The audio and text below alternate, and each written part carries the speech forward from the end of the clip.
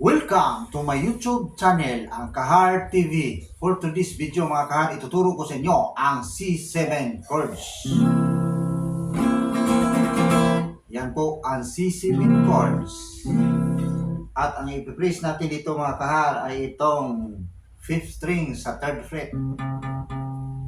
At 4th string sa 2nd fret. 3rd string sa 3rd fret.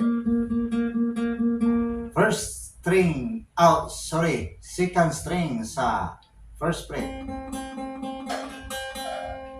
At yan ang C7 chords.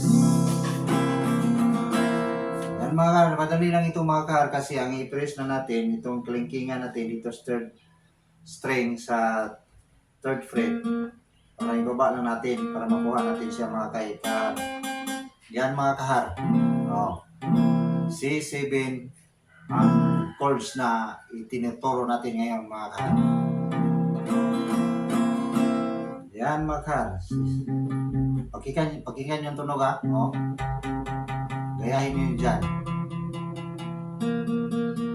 Yan. Yan po ang C7 chords.